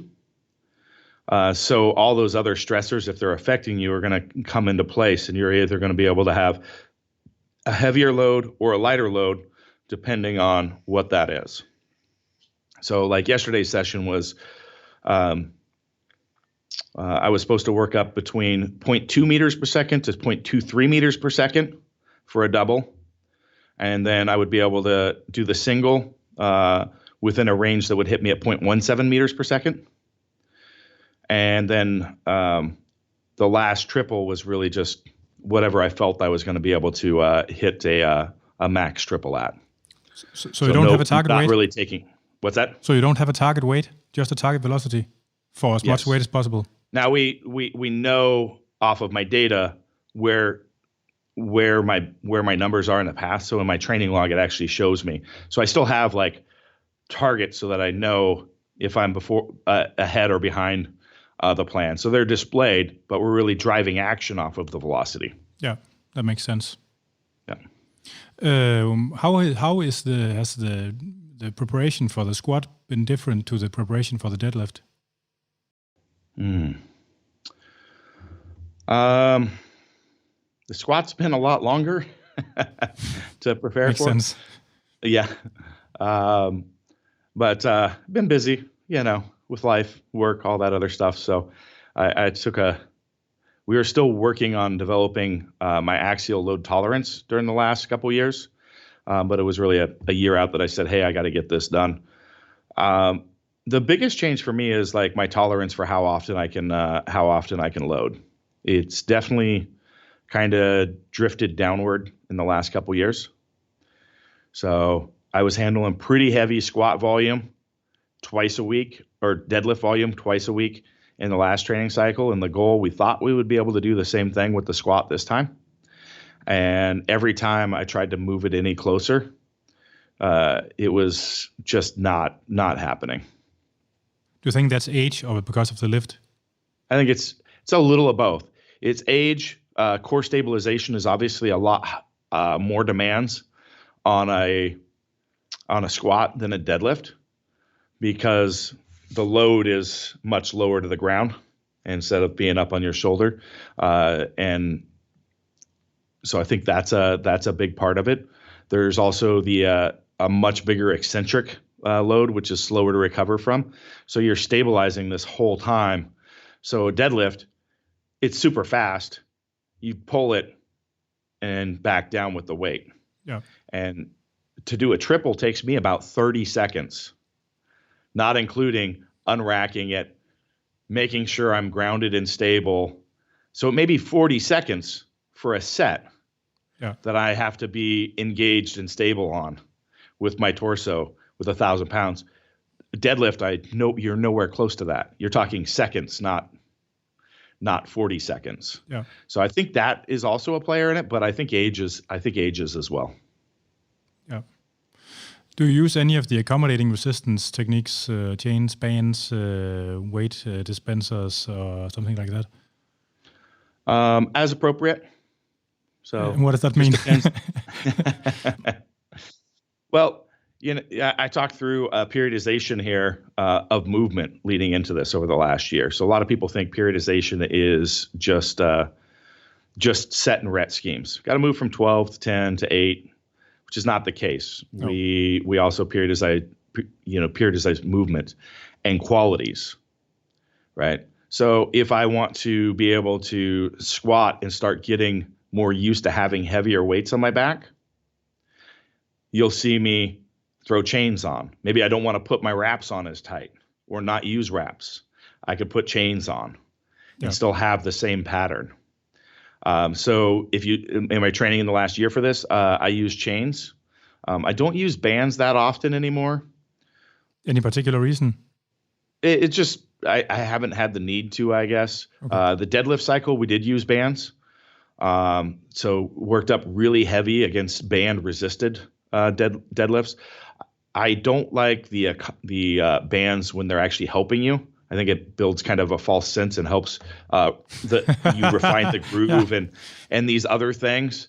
Yeah. But I did use them in the deadlift cycle in that manner as well for, I think, one block where I did a band-assisted deadlifts. But again, it's different on the deadlift because the bar is closer to the ground, so it has a less effect on your movement patterns. So yes, I use accommodating resistance, but not in I'm a fanatic about it, but it's another movement variation that we can play with. Yeah. Yeah.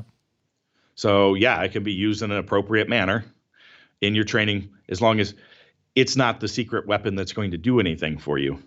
Managing and developing the qualities and then maintaining the qualities that you developed in your last block and moving into your next block while you're developing the next set of qualities, that's what's gonna net you where you need to go. Yeah. And it can be part of that. Yeah. How do you handle body weight during this period? Are you trying to do it below a certain weight, or are you trying to bulk up for it, or? I've been trying my ass off to bulk up. I figure if I can hit 300 pounds, it's going to be way easier. So why wouldn't I? Yeah. But I'm stuck at 280 pounds right now. I've just been eating everything I can get my hands on, or as much as I can keep down. And do you vomit? Yeah, I'm close. Like I'll be on the gagging stage, usually once or twice a day, and I just haven't been able to get my weight any higher. So I'm not a big eater, so that's part of the problem. Yeah, yeah. Just not a natural, massive appetite person. So I had this bodybuilder on the podcast the other day that told me how he used to vomit into his shakes and just drink them again afterwards, because otherwise he would have to recount the calories. That's disgusting. That really is disgusting. That is disgusting. So, man, are you coming down again after the attempt in March? Oh yeah. My goal would be, oh God, I could probably live at 240 if I was super, super lean. So I'm guessing I'm probably going to end up losing a little bit of muscle mass, because I'd like to be in the 230, 240 range just walking around. Life's a little easier. Everything's activities, climbing around on things. Everything's a little easier.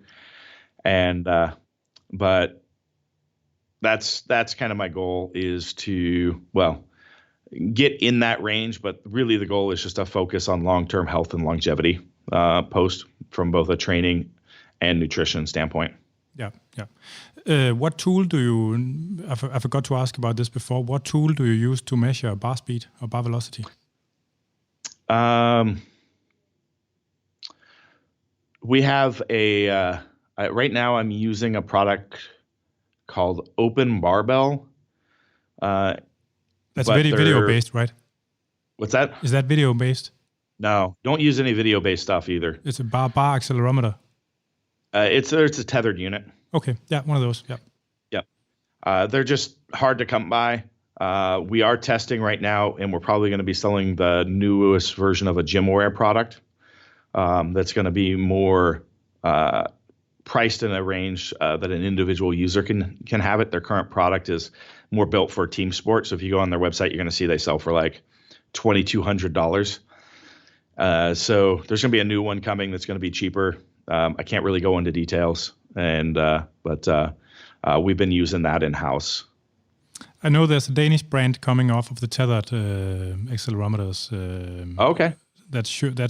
I think I know the guys, and they're saying that it's going to be pretty accessible for regular.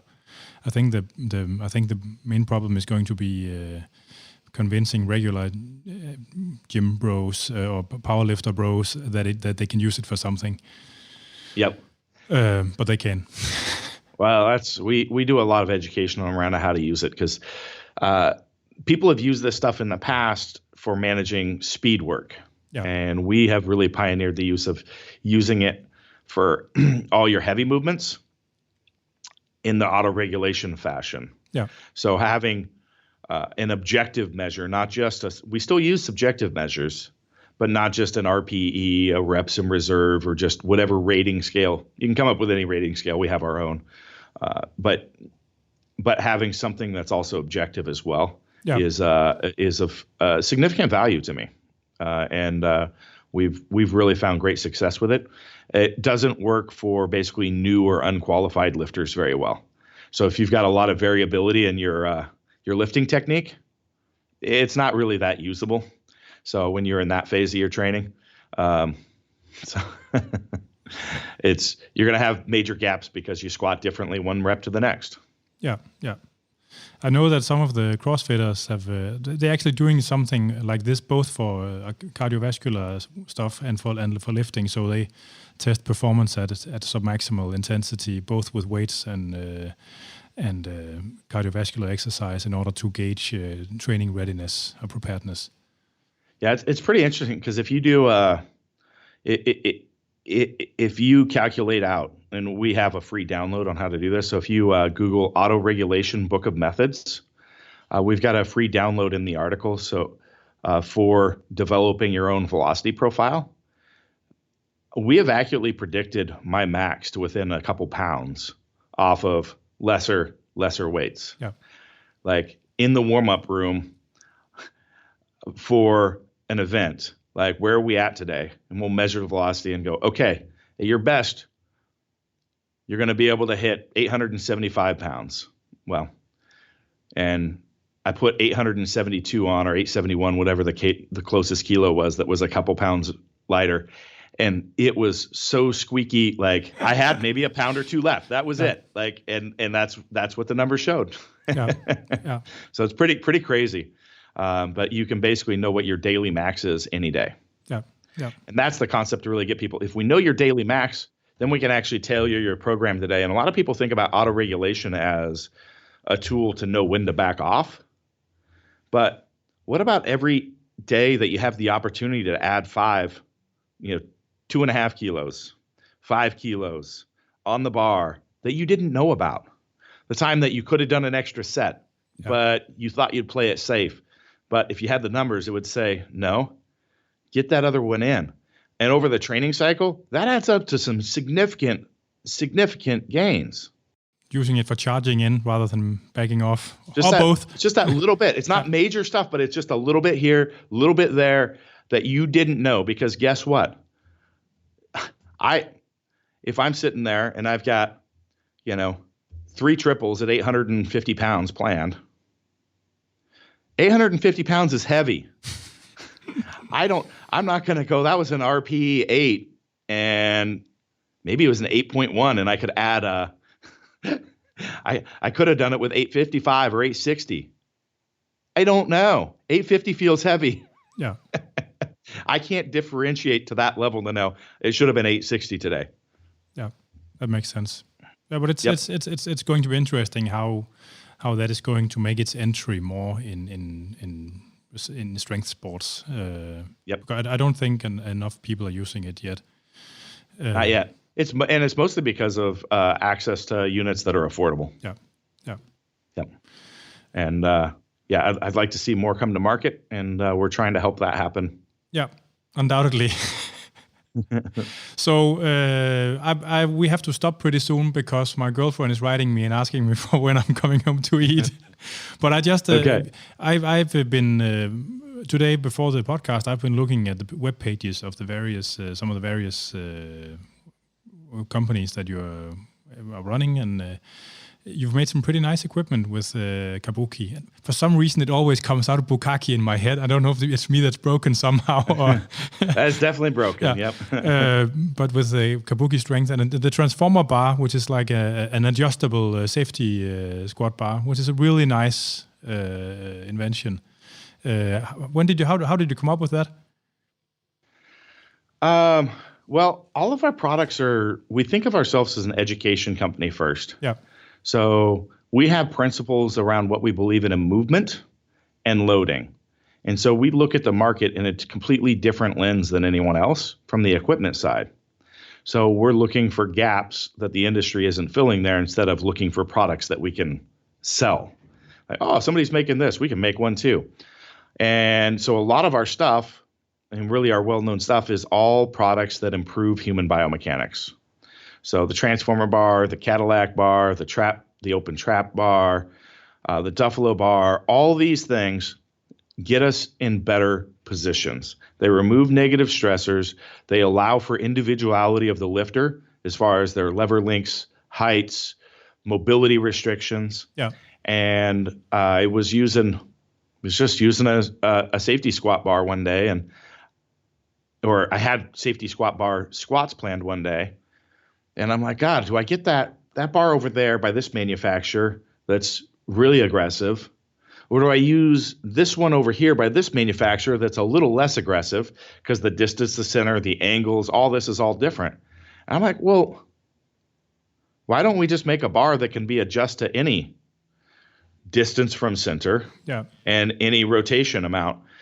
And if we do that, that's actually going to be able to allow us to load the hips in a lot different manners, right? So a lot of people think about the weight always being on your back. And as we move the safety squat bar, the weight is moving in front of you. When in fact, the weight is actually staying in the same exact position. It's staying over your midfoot. That's basic physics. It can't be anywhere else. So what we're actually doing is manipulating the spine around the load. Yeah. And so that allows us to manipulate that. And the spine has the largest global impact on the body. So we can change things from you clean that up, and all of a sudden people that have half squats with knee caving that you like see in, professional or collegiate sports, non-strength sports, a lot with their athletes, it'll just clean that all up. They'll all of a sudden be squatting 6 inches deeper, perfect position, not going, not rounding out, going into the hole. All these things we can clean up. We can take anybody that potentially doesn't even have the ability to do a back squat appropriately because of their biomechanics, and we can fix it. And that's it's just an incredible bar because it has such a versatility from a movement perspective as well as a loading. We could actually do periodization. I just talked about how I did that in the squat cycle with that bar by changing the settings. Yep. Right? I've changed the movement patterns a little bit. Now let's set a goal with this setting, and I could keep the load the same and actually make the bar more aggressive with the same load every week or every cycle. Do you ship to Europe? We do. Okay.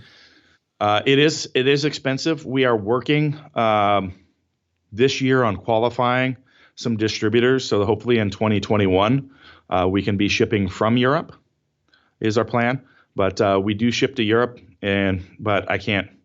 It's gonna cost more. Yeah. Unfortunately. But what is the bar itself? What's that? What is the cost of the bar itself? The cost of the bar? Yeah. It is $640. Yeah. And it's 21 different bars in one, basically. Yeah. But it's I'd like one. I just have to see how many coins are left in the glass back home in the counter. Yep. I mean, we have people order them regularly, but I know it's not something that everybody can do. So I saw you had this the rook, or I don't know. It's got an umlaut. I don't know how you're supposed to pronounce it. The shoulder rock. Yep. Yeah, the rock. Is that what you call it? Yep. Yeah. So it's kind of the same concept as a club bell. Training wise, and I discovered those myself a couple of years ago, and that's pretty magic stuff. It is. It's so this is based off of the mace or the gada from India, and which is to my knowledge, the oldest known weighted training instrument, and there's a reason it works.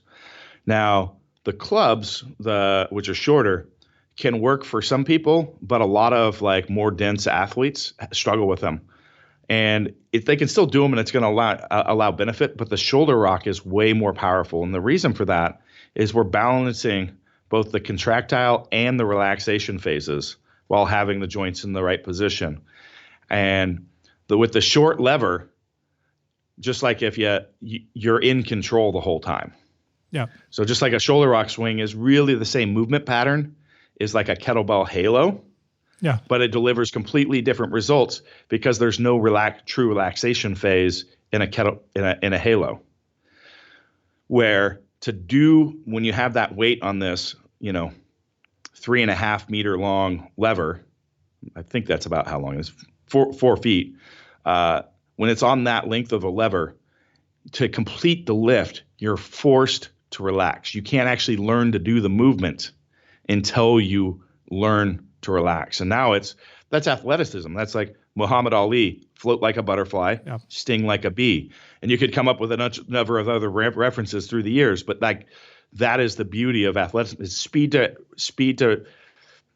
relaxation is closely tied to speed to contraction. Yep. And then now we're taking all the muscles in the shoulder girdle and we're moving them all through a range of motion, and we're pulsing them all on and off the way that they're supposed to, which actually does a lot of long-term fixes. We can tie it, theoretically it ties to developmental kinesiology, and little long discussion probably for how long we are in the podcast here, but that's the secret sauce that makes this such an effective product. Is it loadable with regular discs, or does it come with its own? It was meant to be loaded with regular discs. So ours is micro loadable. So once you put it in a long lever, very small weight increments make a big difference. So anybody that does mace swinging, they have to have a bunch of maces to be able to have that work. Or a lot of companies sell a shorter mace that's right about 1 meter, and those are too short.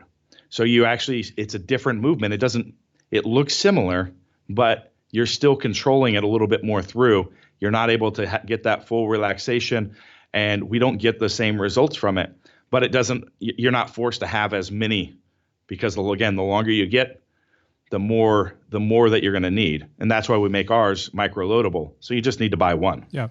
And then you can put on your chips, your 1.25 kilos on there, your 2.5 kilos, load it to whatever you want, and make micro changes to it. Yeah. Yeah. It's a nice implement. I think we are pretty much. And of course, the last most important thing I see, you revolutionized the resistance training by having a whiskey scented smelling salt. I appreciate that a lot. It's kind of a joke, but like people love them. It's also a really great smelling salt. But it's funny because you can't really have a flavored ammonia, because ammonia itself is so powerful. It's going to overpower everything. So, but it is a high quality ammonia, and there is a whiskey scent to it, but you're probably not going to smell it. So it would come afterward if you could smell anything at all. Exactly. Nice. So, I'm just taking guesses. I've actually never used ammonia myself. So no, but I mean, it's one of those things where, I mean, there's a lot of studies and they're still not really clear as to what they say. The same thing with the mouth guards. And some people seem to benefit and some don't for some reason. Yeah. So I've just never tried it, and I get crazy enough as it is. So just never felt the need. Yeah. I think we're almost 2 hours in now. So I will. I very much appreciate the time you took to talk to Fitness MK and myself and the listeners. And if you ever come to Denmark, I will very much like to offer you a beer or whatever it is that you savor. Sounds good, my friend. Do you have anything to say to the Danish fitness enthusiasts out here? Just give them the link somewhere to follow me and some of our content at. Does that sound good? Yeah, that's fine. So I highly recommend we drop daily content for free on our educational Instagram, which is kabuki_virtual coaching. So incredible resource. We're dropping content there all the time. You can just type in my name on any of the social media platforms. I'll come up, just Chris Duffin. But I'm mostly active on Instagram and LinkedIn. So if you want to reach out to me, those would be the places to do it, or find more frequent contact. It's going to be in those places. You can find the book, The Eagle and the Dragon, and all my companies on my personal website, ChristopherDuffin.com. And there's a link to a free audio download of the audiobook. I'm hoping that works in Denmark. I think actually the book is available both as an ebook and an audiobook from the biggest online bookstore in Denmark, Saxo. I just checked it out beforehand, so it's accessible through the common bookstore online. Excellent. And then kabukistrength.com is a main endeavor. Supplements, we are going overseas with Build Fast Formula, which has some great products for recovery, and then getting into footwear because it's a huge number one is spine mechanics. Secondary to that for global impact is going to be foot mechanics and strength and control. And so we've got a lot of tools there with Barefoot Athletics, and that's spelled bear as in B-E-A-R, is a play to against my upbringing in the wilderness. Yes. Well, thank you very much, and have a nice day. And I think I will go have some dinner now. All right, sounds good. And I wish you best of luck with your lift on the 19th of March. Was that it? Yeah. I hope you get all the reps in the world. Me too. Have a nice day. All right, good talking with you, Anders. You too. Bye. Bye. Det var interviewet med Chris Duffin. Jeg håber, at I nød det, og jeg vil meget gerne høre, hvad folk tænker om den her facon. Der er mange vilde typer, der er engelsktalende, som jeg gerne vil hive ind og lave udsendelser med, så det er et format, jeg overvejer at bruge noget mere i fremtiden. Og som sagt, så kan man følge Chris på Mad Scientist Duffin med underscores mellem på Instagram og på Kabuki Strength Lab uden mellemrum. Og så kan man google Kabuki Strength og Barefoot, altså som bjørnefod, Athletics og Build Fast Formula, hvis man gerne vil følge med i de bikser, han roder med. Du har lyttet til Fitness MK. Jeg hedder Anders Nedergaard, og du kan lytte med til den her og de andre episoder af Fitness MK via stream og podcast. Man kan streame det inde fra andersnedergaard.dk, og man kan podcasten fra alle de store podcasttjenester. Jeg har lavet en blogpost, hvor der er links til de store tjenester og til vores afspillere. Programmet det er produceret af Jonas Pedersen, og man skal som altid være velkommen til at skrive ind til os på afn@andersnedergaard.dk, og man kan også godt skrive til programmets Facebook-side.